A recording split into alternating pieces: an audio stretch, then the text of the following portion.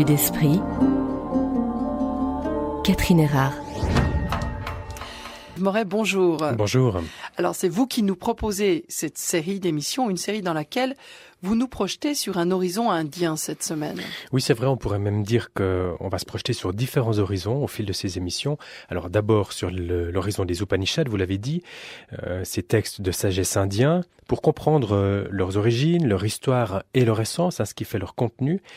Aussi sur l'horizon de l'hindouisme, de manière plus large, pour approcher entre autres des idées de l'un indivisible, du soi. Et puis, un troisième horizon peut-être, c'est celui de soi-même, notre horizon personnel, puisque les Upanishads sont aussi une interpellation personnelle. Et d'ailleurs, c'est en ce sens que c'est intéressant de s'y arrêter une semaine pour comprendre ces différentes composantes et revenir à soi. On va aussi aborder les parallèles avec les autres grandes traditions de sagesse.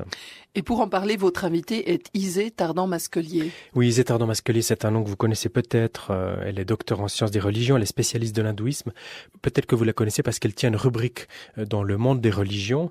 La science des religions et l'hindouisme en particulier, c'est une discipline qu'elle enseigne à l'Institut catholique de Paris.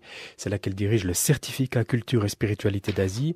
On peut dire qu'elle est aussi spécialiste des questions de la laïcité en France. Alors c'est pas directement le sujet, mais on y fera référence à un moment ou à un autre dans cette semaine. Et puis elle dirige aussi l'école française de yoga. Évidemment, on va parler aussi du yoga si on parle des traditions de l'hindouisme et notamment des Upanishads. Vous verrez, il y a un lien. Pierre-Yves, vous avez à côté de vous un petit livre, Les maîtres des Upanishads, la sagesse qui libère. C'est un petit livre signé justement de votre invité Isée Tardan-Masquelier qui vient de paraître. Oui, c'est paru il y a quelques mois, c'était à l'automne 2014. Alors petit livre, vous avez raison, c'est 139 pages. Alors ça peut paraître un peu maigre, parfois on aborde de grandes encyclopédies ici dans La Vue d'Esprit, mais vous allez voir qu'avec ce petit livre, c'est tout un monde, même plusieurs mondes qui vont s'ouvrir. Justement, le monde des Upanishads, de l'hindouisme est tout un monde qui s'ouvre sur soi-même, donc c'est pour ça que c'est intéressant d'en parler. Pour commencer d'ailleurs ces entretiens avec Isée Tardan-Masquelier, j'ai précisément commencé par lui demander pourquoi il est pertinent de s'intéresser aujourd'hui aux Upanishads.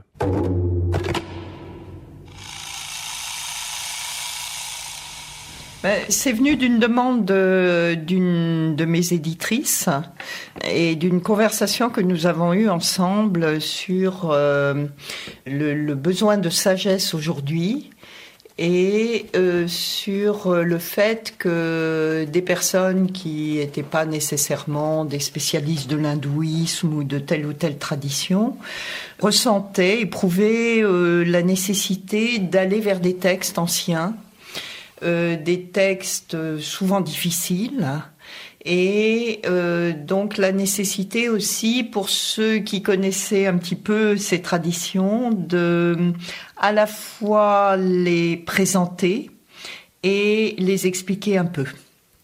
Donc en fait c'est une toute petite anthologie, c'est à la fois un essai et une anthologie. Une anthologie parce que je donne pas mal de place aux extraits de textes et parfois ce sont des extraits assez longs et j'ai essayé de choisir les meilleures traductions parce qu'aujourd'hui nous avons accès à de vraiment belles traductions et bonnes traductions et en même temps il y a cet aspect essai de ce petit livre dans lequel je tente de recenser les notions clés, de faire ressortir la cohérence de ces textes afin que le lecteur d'aujourd'hui puisse à la fois les savourer et en même temps entrer dedans par la voie d'une compréhension. Vous suggérez d'ailleurs dans votre ouvrage que dans les cours que vous donnez vous-même sur l'hindouisme, son contenu, son histoire, chez vos étudiantes et étudiants, les textes des Upanishads suscitent un intérêt particulier.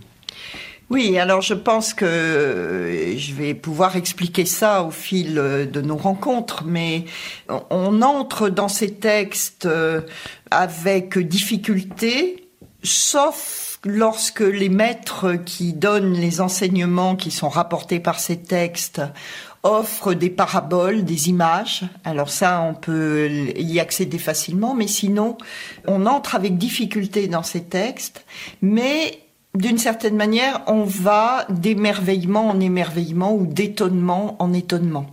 Et c'est quelque chose qui, alors moi, me fascine toujours, c'est que la réception de ces textes est une réception qui se fait dans un certain bonheur, je dirais même dans une jouissance.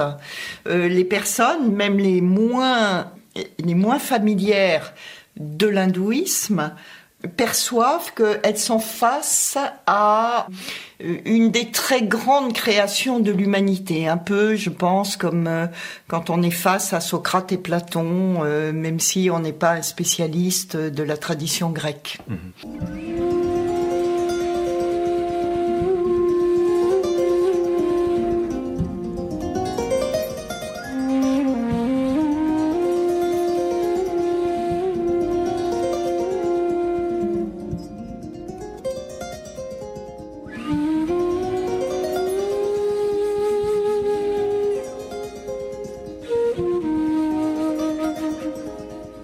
Venons-en maintenant un peu plus concrètement sur des questions de définition.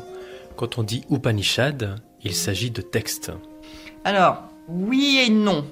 Disons que Upanishad, c'est un mot composé. Si vous cherchez dans un dictionnaire sanskrit, vous trouverez que ce mot, il signifie une correspondance ou une connexion. Littéralement, c'est le fait de mettre une chose à côté d'une autre. Et bien sûr, alors, on met un être à côté d'un autre dans la situation d'enseignement, c'est la situation de maître à disciple.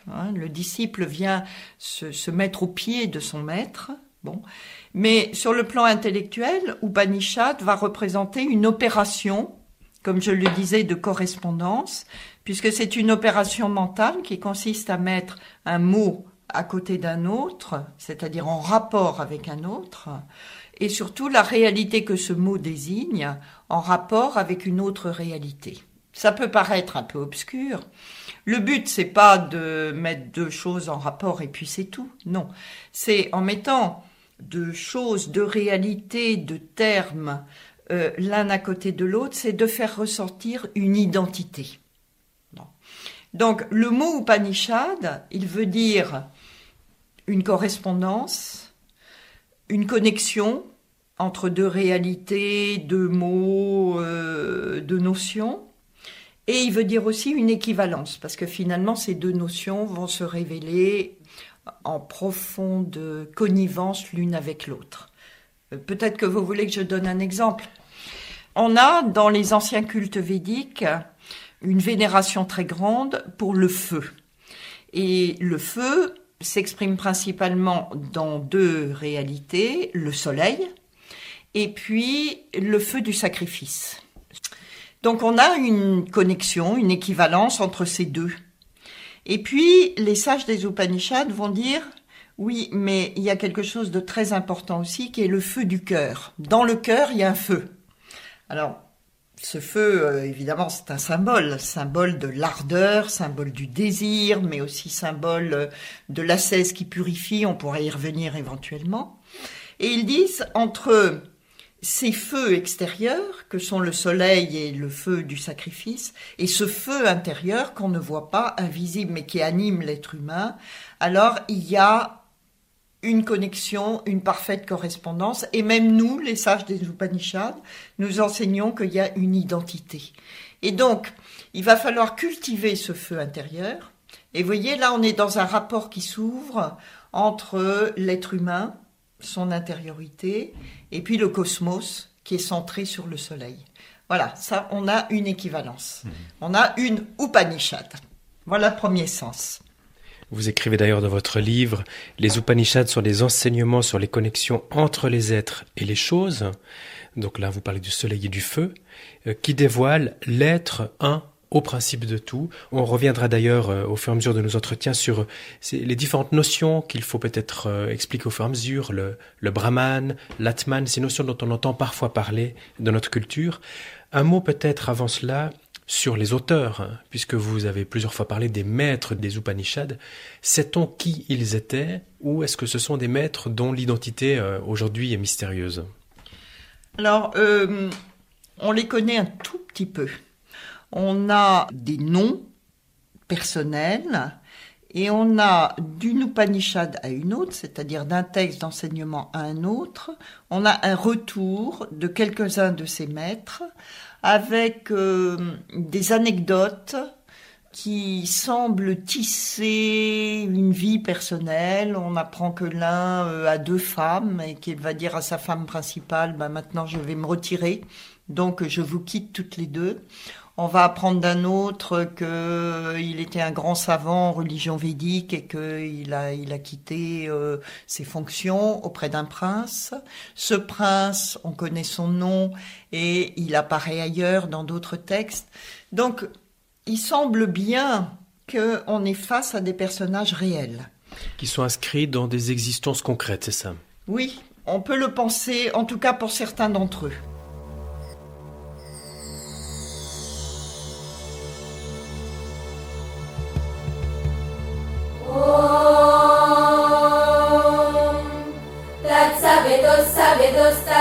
Saviturvarenyam varenyagum saviturvarenyam saviturvarenyam varenyagum saviturvarenyam bhargo varenyagum saviturvarenyam bhargah varenyam bhargo varenyam bhargo devasya bhargo varenyam bhargo devasya bhargo devasya dhimahi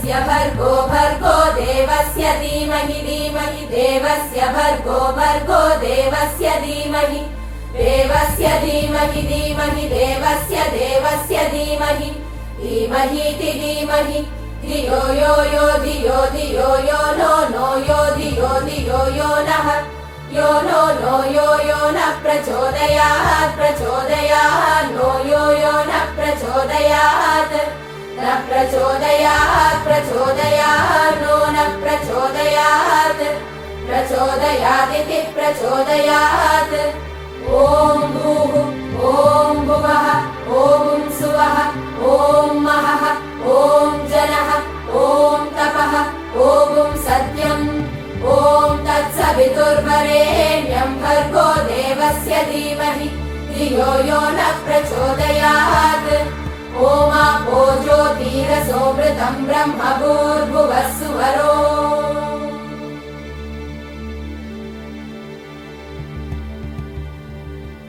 D'ailleurs, quand on parle de ces maîtres des Upanishads, on comprend que ce qui les relie au fond, c'est cette question d'une opération de correspondance dans leurs réflexions, dans les textes qu'on a de leur sagesse et de leur pensée. Il faut peut-être aussi préciser qu'il y a différentes sections d'Upanishads. Vous en serriez 4 dans votre livre, les Upanishads monistes, théistes, smartas et du renoncement. Alors peut-être là faut-il encore donner quelques explications. Oui. Ce que j'ai voulu faire ressortir dans ce petit livre, c'est la diversité d'un corpus. Parce que souvent on dit les Upanishads, on est bien obligé de dire comme ça, et puis on pense qu'il y a quelque chose qui est parfaitement unifié. Alors, c'est pas tout à fait le cas, même si il y a des thèmes qui courent d'un texte à l'autre et d'une section de cette tradition à une autre. Donc il faut pas non plus trop faire des classements, mais quand même. Donc, on a à peu près une quinzaine de textes qu'on peut appeler monistes. Ça veut dire quoi? Ça veut dire, on y reviendra, mais ça veut dire que il se focalise sur l'enseignement et la prise de conscience de l'unité de l'être. C'est-à-dire, il y a du un en toute chose. Et plus on s'enfonce dans la diversité du réel, plus on découvre que ce réel, il est un. Bon, alors, voilà, ces Upanishads-là, on les appelle monistes, à cause de monos en grec, qui veut dire un. Ensuite, on a des Upanishads qu'on appelle théistes. Pourquoi théistes? Parce que elles se rattachent à des traditions religieuses dont la tête est une divinité. Donc, on va avoir des Upanishads vishnouites, des Upanishads shivaïtes, Ça veut dire que les maîtres qui ont composé ces textes ont une dévotion particulière pour tel ou tel dieu, mais ça ne les empêche pas de prêcher eux-mêmes sur cette unité fondamentale du réel. Simplement, si je puis dire, ce un, au lieu d'être quelque chose de caché ou d'abstrait, il se révèle dans un grand Dieu, dans une figure divine. On a un troisième type de texte, alors qui ressemble un peu au précédent, qu'on appelle smarta. Smarta, ça vient d'un mot qui veut dire la tradition. Donc on pourrait dire des Upanishads traditionnels. Pour nous, c'est pas très clair parce que toutes ces Upanishads appartiennent à une tradition. Mais ça veut dire que ces Upanishads-là représentent une forme traditionnelle de dévotion reliée au rite au quotidien. Et en particulier, alors elles sont l'œuvre de Brahman, c'est-à-dire d'un milieu sacerdotal, et elles se rattachent aux 5 grandes divinités de l'hindouisme. On les apprend par cœur, elles sont plus courtes, et on les récite souvent dans le rituel. Enfin, alors on a encore une autre catégorie de textes qu'on a appelée les Upanishads du yoga, parce que elle traite des techniques de l'ascèse, elle traite du travail sur le corps, du travail sur le souffle et la respiration, du travail sur l'esprit, sur le mental. Elle propose des moyens de concentration, de méditation. Donc voilà. Nous venons bien sûr de parler des maîtres des Upanishads, mais on a aussi des ascètes médecins qui soignent à la fois le corps et l'esprit, qui soignent avec des médicaments très concrets, mais aussi avec de la méditation, de la concentration, etc. Parce que pour eux, il y a un continuum entre le corps et l'esprit, donc on ne peut pas soigner l'un sans soigner l'autre. Donc ces ascètes thérapeutes, c'était aussi des grands spirituels. On a quelques traces de gens, de philosophes qui avaient des enseignements et qui, eux, ont complètement disparu.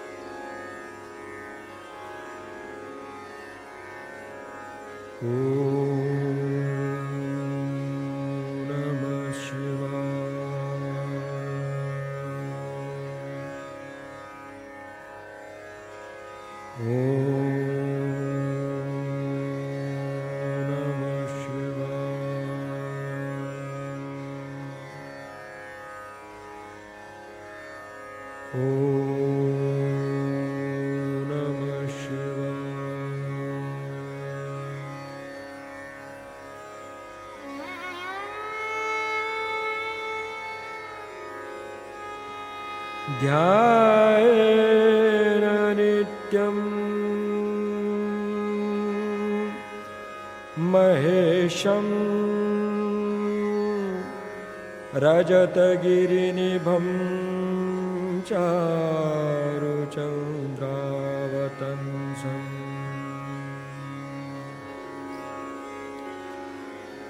रत्नाकल्पोज्ज्वलाङ्गम् परशुमृगवराभीतिहस्तम् प्रसन्नम्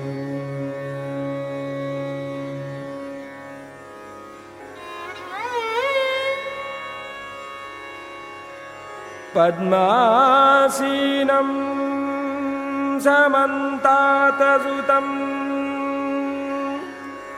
अमरगणैर्व्याघ्रकृतिम् वसानम्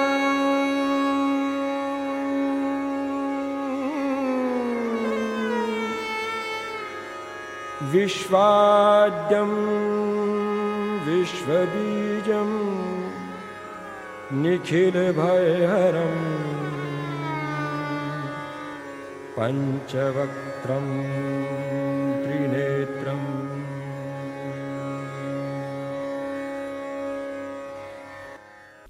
Vous suggérez aussi dans votre livre Isétar dans Masquelier que cette question « Qui suis-je ?», quand on la travaille un peu dans cette tradition des Upanishads et dans l'histoire de son apparition, on ne se situe pas si loin que ça. En tout cas, ça peut évoquer l'interrogation fameuse de la Grèce antique. Il sait qu'il ne sait rien ou qu'il ne sait pas. Oui, alors si on aborde la question des parallèles entre l'Inde et la Grèce, qui est une très très grande question de l'histoire des sagesses, on s'aperçoit qu'il y a de fortes résonances. Je ne dis pas qu'il y a des passages entre les deux. On se pose la question depuis longtemps, mais cette question n'est pas résolue. Mais en tout cas, il y a des résonances. En particulier sur la question que j'appellerais celle de la connaissance et des savoirs. Aussi bien Socrate que les maîtres des Upanishads font la critique des savoirs qu'on peut accumuler, qui n'ont rien de négatif en soi, mais qui empêchent de se découvrir, en ajoutant des couches et des couches, souvent mentales, par-dessus quelque chose, quelqu'un, un être intérieur plus profond qui ne peut pas être atteint par ces savoirs.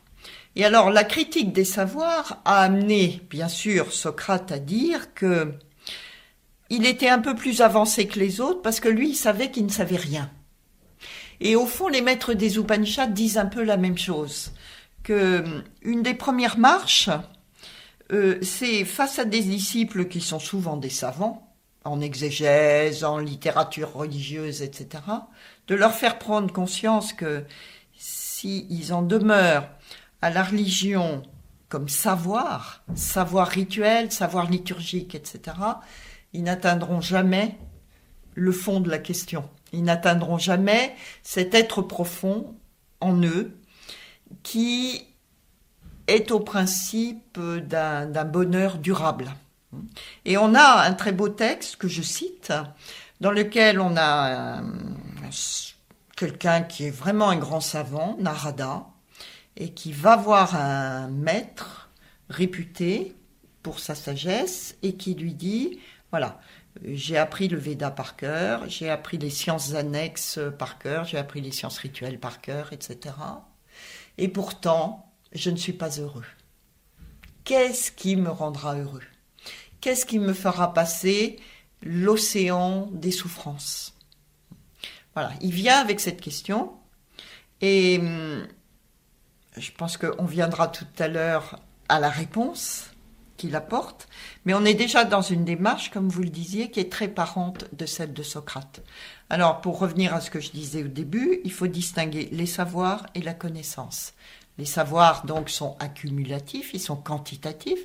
On n'a pas dit que c'était mal d'avoir des savoirs, mais s'il s'agit de la quête de soi, s'il s'agit de la quête du bonheur, s'il s'agit d'une quête de libération de ce qui nous entrave, alors c'est de connaissance au singulier qu'il s'agit. Et ça, cette connaissance, c'est une connaissance de l'être profond. Isétar Damascelier, on reviendra au fil de nos conversations peut-être sur ce qui résonne aussi dans notre lecture aujourd'hui de ces textes des maîtres des Upanishads, notamment sur le bonheur recherché, ou la question de la quête de soi en particulier pour l'aujourd'hui, mais pour l'autre fois précisément dans ce contexte-là, on a le sentiment que les Upanishads, au fond, tout d'un coup, redonnent une place à celui qui existe dans sa trajectoire, et que c'est là la différence à faire entre les savoirs et la connaissance. Dans les savoirs, au fond, celui qui existe, l'individu, n'a que peu d'importance. C'est les savoirs qui priment, alors que dans la connaissance, c'est l'utilité des savoirs dans la trajectoire individuelle de celui qui existe qui serait importante. Oui, c'est-à-dire que la véritable finalité des savoirs, elle est gouvernée par leur utilité et la manière dont ils peuvent accompagner une transformation personnelle. Alors là, ils ont du sens. Sinon, pour ces maîtres, du point de vue de la démarche philosophique, alors ils n'ont pas de sens autrement. Ils sont morts. Voilà. Ils ne participent pas de la dynamique de transformation d'un être vivant. Oui.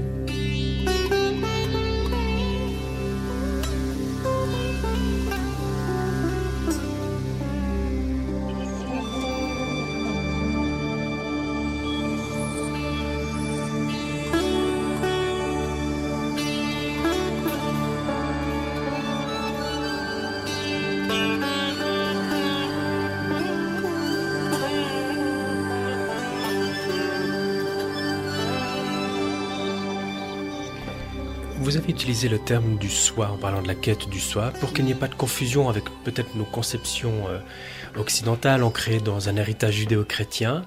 En Inde, quand on parle dans la religion traditionnelle et dans l'histoire de l'Inde, quand on parle du soi, du moi, là peut-être qu'il faut que vous nous donniez quelques précisions sur les termes dont il s'agit et des explications sur ces notions du moi, de l'être, de l'un et du soi. Oui, alors on va commencer parce que c'est vraiment la pierre de touche et le cœur des Upanishads et même d'une grande partie de l'hindouisme, donc il faut bien articuler cela. Disons, l'hypothèse fondamentale de cette sagesse, c'est qu'il y a une unité de tout, où il y a un être un qui enveloppe toute réalité. À la fois l'enveloppe, c'est-à-dire il est extérieur à cette réalité, et en même temps l'anime et l'habite, c'est-à-dire qu'il est intérieur à cette réalité. Et ça, les auteurs de ces enseignements, et d'autres avant eux et après eux, l'appellent Brahman. On peut dire c'est le principe, l'être un, qui est au principe de tout. Donc il a une dimension cosmique parce qu'il anime tout. Et les sages des Upanishads vont dire, à l'intérieur de l'être humain, ce même Brahman habite, de manière invisible, de manière imperceptible, mais il habite. Et ils vont lui donner un autre nom, mais c'est tout en prenant la précaution de dire que c'est la même chose, qu'il n'y a que du un, ils vont l'appeler Atman.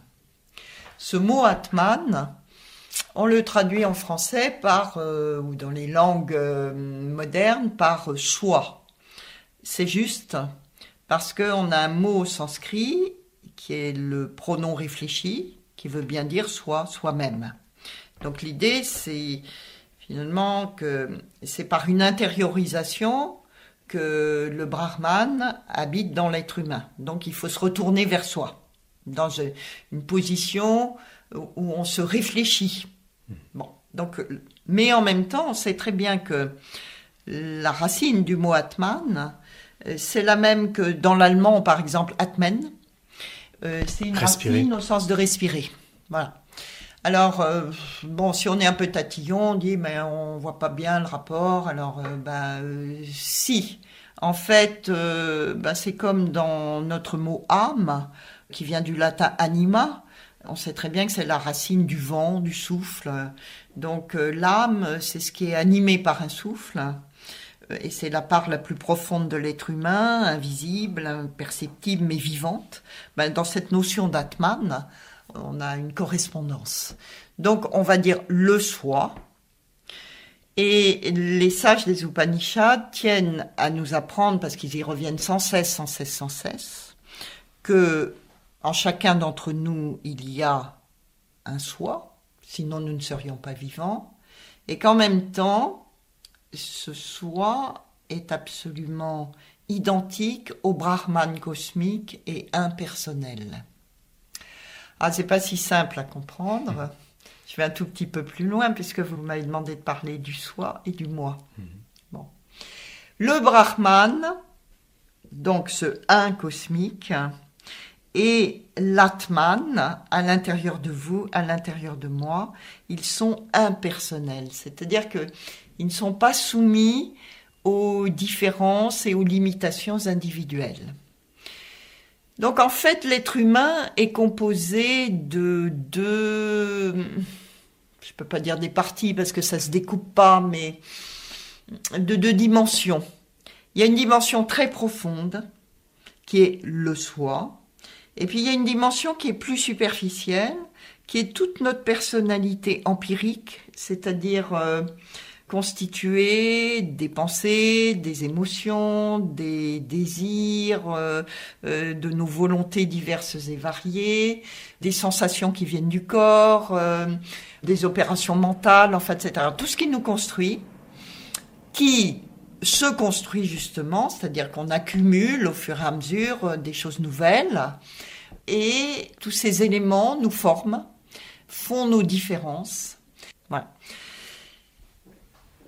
J'ajouterais que on oppose assez souvent aujourd'hui le soi, qui serait une réalité parfaite. Ça serait très bien de développer une proximité avec son propre soi, une transparence avec son propre soi, et le moi qui serait mauvais. C'est pas du tout la perspective des maîtres des Upanishads. Quand vous dites ça, vous dites que c'est ce qu'on fait dans notre culture ici en Occident aujourd'hui. On a tendance un peu à faire ça. Et à dire faut détruire l'ego, etc. L'ego, le moi.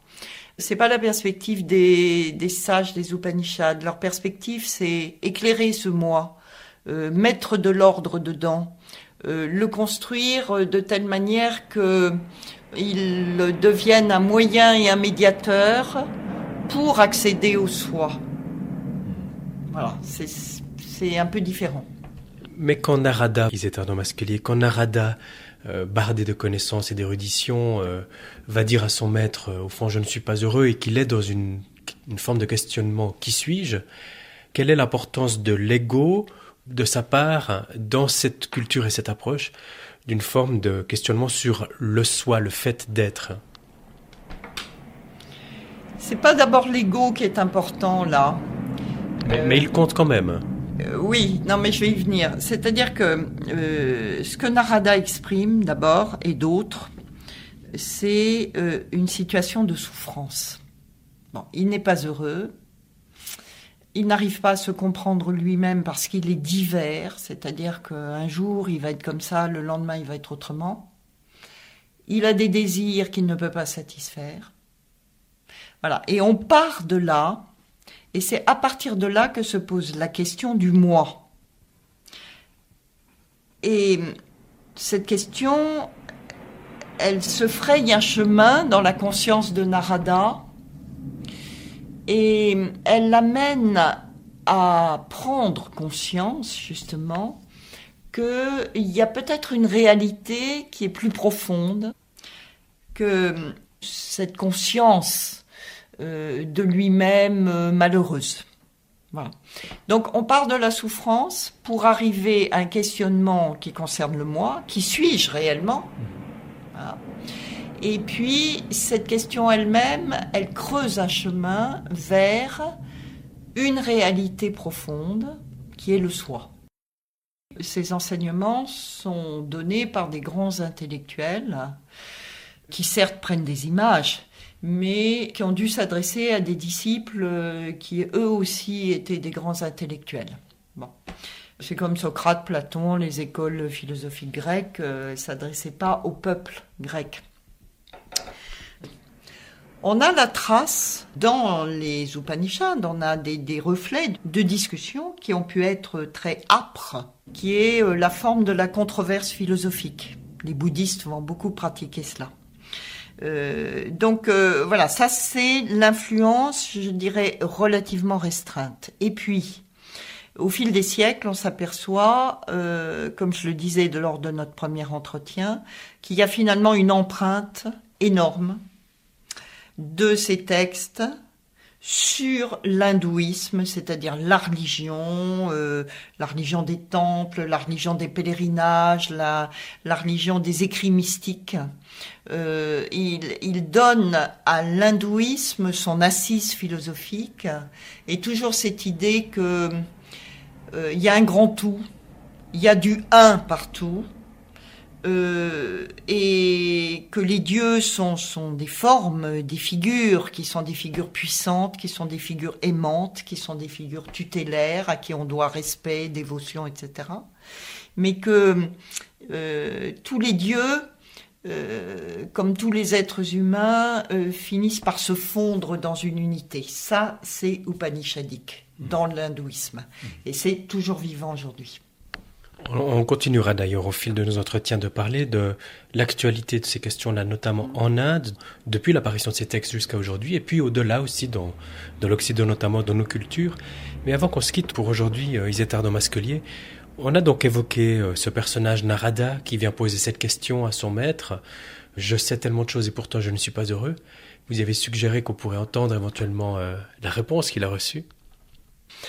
Bon, que fait le maître? Alors celui-là l'accepte et va commencer un long chemin, qui est un chemin d'entretien, une sorte de cure d'âme auprès de ce maître. Mais on en a d'autres qui disent, non, revenez dans un an. Et puis quand la personne qui interroge revient, non, revenez encore dans un an, etc. Donc, ce que je veux dire, c'est qu'il n'y a pas une réponse toute faite.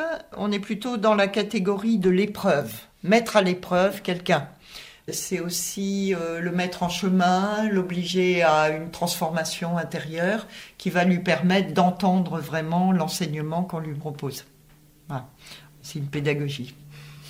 Vous écrivez dans votre livre qu'il y a une forme de mantra, le mantra de la non-dualité, et qui se traduirait par « tu es cela ».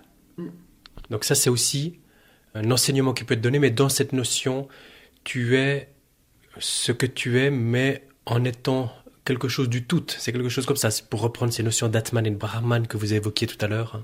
Oui, toi, dans ta dimension d'Atman, tu es cela qu'on ne peut pas... C'est un neutre, on ne sait pas comment le définir, parce que pour définir une chose, il faut que vous soyez hors d'elle, pour la regarder. Là, c'est pas possible, puisque ce grand Brahman, il enveloppe tout. Et donc, il vous enveloppe, vous aussi.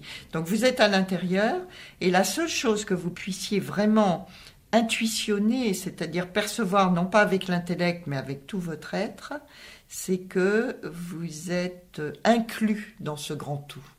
Et d'une certaine manière, dans votre dimension profonde, vous êtes la même chose que ce grand tout. Vous êtes un avec lui. Voilà. Donc, tu es cela. C'est la conclusion d'une série de paraboles, et c'est bien, j'emploie le mot mantra parce que ça devient un instrument de méditation, on le répète, et ça apparaît dans le texte à plusieurs reprises, c'est la conclusion d'une série de paraboles, donc.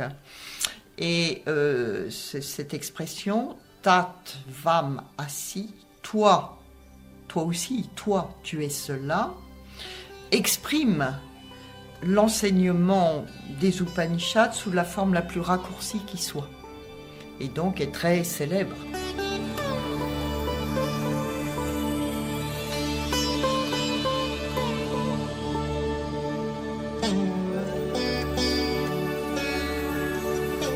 Les rivières, mon ami, coulent, celles de l'Orient vers l'Est, celles de l'Ouest vers le couchant. Sorties de l'océan, elles y retournent. Cela ne fait qu'un océan unique. Elles ne se souviennent pas d'être telle ou telle rivière. De même, en vérité, mon ami, toutes les créatures, quoique sorties de l'être, ne savent pas qu'elles sortent de l'être. Toutes, tigre ou lion, loup ou sanglier, ver ou papillon, mouche ou moustique, quoi qu'elles soient, gardent leur individualité. Quant à l'essence subtile, c'est par elle que tout est animé. C'est l'unique réalité. C'est l'Atman. Et toi-même, Shvetaketu, tu es cela. Tat Tvam Asi.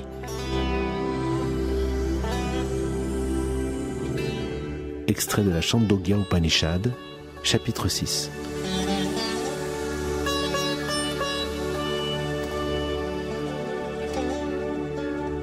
Tat Tvam Asi, toi aussi. Tu es cela, c'était Isétardan Masquelier à propos des Upanishads, ces textes de sagesse indiens.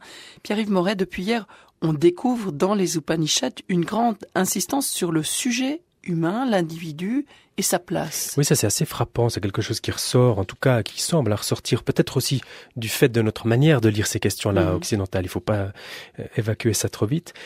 Et ça suscite bien sûr beaucoup de questions précisément à nos oreilles occidentales. On va en parler les jours suivants. Comment est-ce qu'on peut y voir une forme d'appel à la responsabilité? Comment se pose la question de l'individualisme?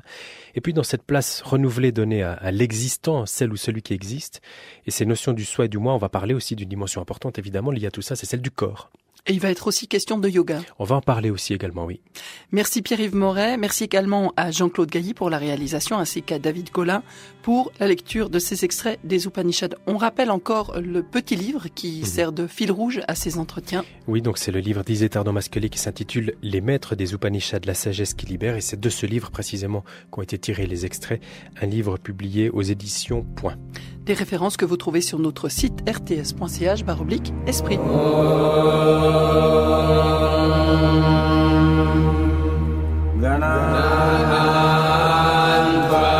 गणपतिगं हवामहे कविं कवीनामुपमश्रवस्तमम् ज्येष्ठराजं ब्रह्मणां ब्रह्मणस्पत नः शृण्वन्नोतिभिः सीदसादनम् ॐ महागणपतये नमः।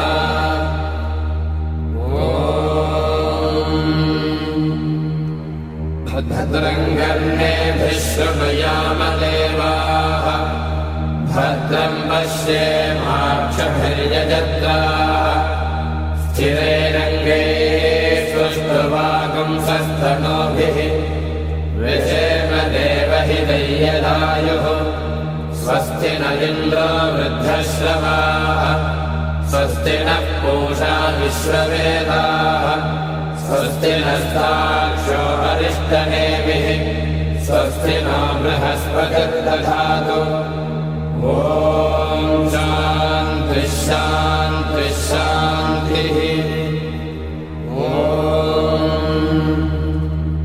अथ गणेशाथर्वशीर्षं व्याख्यास्यामः। ॐ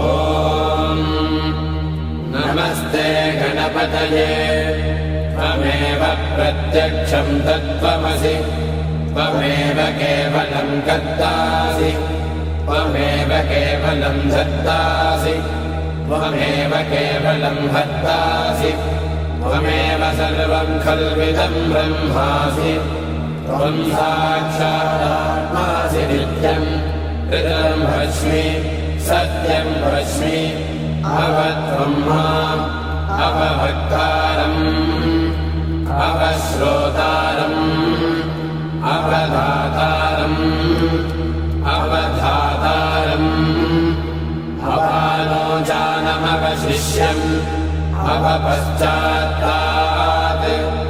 अवपुरस्तात् अवोत्तरात्तात् अवदक्षिणात्तात् अवचोर्ध्वात्तात् अवाधरात्तात् सर्वतो मां पाहि पाहि समन्तात् त्वं वाङ्मयस्त्वं चिन्मयः त्वमानन्दमयस्त्वं ब्रह्ममयः त्वं सच्चिदानन्दाद्वितीयोऽसि त्वं प्रत्यक्षं ब्रह्मासि त्वं ज्ञानमयो विज्ञानमयोऽसि सर्वं जगदिदं त्वत्तो जायते सर्वं जगदिदं त्वत्तस्तिष्ठति सर्वं जगदिदं त्वयि लयमेष्यति सर्वं जगदिदं त्वयि प्रत्येति त्वं भूमिरापो नलो निलो नभः त्वं चत्वारि वाक्पदानि त्वं गुणत्रयातीतः त्वमवस्थात्रयातीतः त्वं देहत्रयातीतः त्वं कालत्रयातीतः त्वं मूलाधारस्थितोऽसि नित्यं त्वं शक्तित्रयात्मकः त्वां योगिनो ध्यायन्ति नित्यं त्वं ब्रह्मा त्वं विष्णुस्त्वं रुद्रस्त्वमिन्द्रस्त्वमग्निस्त्वं वायुस्त्वं सूर्यस्त्वं चन्द्रमास्त्वं ब्रह्म भूर्भुवस्सु वरो गणादीं पूर्वमुच्चार्य वन्नादीं तदनन्तरम् मनस्वारः परतरः अर्धेन्दुरसितं कालेन रुद्धम् एतत्तव मनस्वरूपम् गकारः पूर्वरूपम् अकारो मध्यमरूपम् अनुस्वारश्चान्त्यरूपम् बिन्दुरुत्तररूपम् नादः सन्धानम् सगुंहिला सन्धिः सैषा गणेशविद्या गणकऋषिः विसृज्गायत्री छन्दः श्रीमहागणपतिर्देवता ॐ यं गणपतये नमः एकदन्ताय विद्महे वक्रतुण्डाय धीमहि तन्नो दन्तिः प्रचोदयात् एकदन्तं चतुर्हस्तं पाशमङ्कुशधारिणम् रदञ्जमलदं हस्ते बिभ्राणं मूषकध्वजम् रक्तम् लम्बोदरम् शूर्पकर्णकम् रक्तपाससम् रक्तगन्धानुलिप्ताङ्गम् रक्तपुष्पैः सुपूजितम् भक्तानुकम्पिनम् देवम् जगत्कारणमच्युतम् आविर्भूतम् च सृष्ट्यादो प्रकृतेः पुरुषात् परम् एवम् ध्यायति यो नित्यम् स योगी योगिनाम् वरः नमो व्रातपतये नमो गणपतये नमः प्रमथपतये नमस्ते अस्तु लम्बोदराय एकदन्ताय विघ्नविनाशिने शिवसुताय श्रीवरदमूर्तये नमो नमः एतदथर्वशीर्षयोधीते स ब्रह्मभूयाय कल्पते स सर्वतः सुखमेधते स सर्वविघ्नैः न बाध्यते स पञ्चमहापापात् प्रमुच्यते सायमधीयानो दिवसकृतम् पापन्नाशयति प्रातरधीयानो रात्रिकृतम् पापन्नाशयति सायम् प्रातः प्रयुञ्जानो पापो पापो भवति सर्वत्राधीयानोपविद्धो भवति धर्मार्थकाममोक्षम् च विन्दति इदमथर्वशीर्षमशिष्याय न देयम् यो विमोहात् दास्यति स पापीयान् भवति सहस्रावर्तनाद्येयम् काममधीते दन्तमनेन साधयेत् अनेन गणपतिमभिषिञ्चति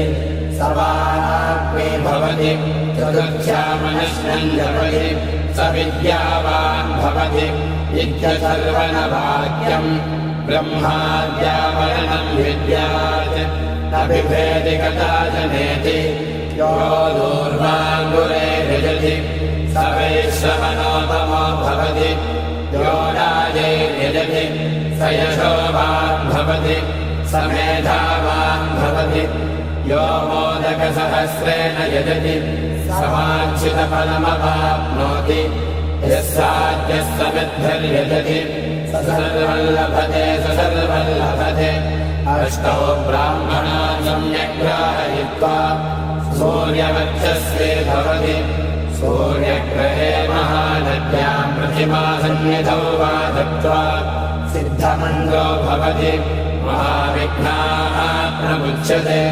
महादोषाः प्रमुच्यते महापापाः प्रमुच्यते महाप्रत्यवायाः प्रमुच्यते स सर्वविद्भवति स सर्वविद्भवति एवम् वेद इत्युपनिषत् ॐ भद्रम् कर्णेभिः शृणुयामदेवाः भद्रम् पश्येमाक्षभिर्यजत्राः स्थिरैरङ्गैः स्तुष्ट्वागुंसस्तनूभिः यशेम देवहिरैयलायुः स्वस्ति न इन्द्रो वृद्धश्रवाः स्वस्ति नः पूषा विश्ववेदाः स्वस्ति नस्ताक्षो वरिष्ठनेमिः स्वस्ति नो बृहस्पतिर्दधातु ॐ शान्तिः शान्तिः शान्तिः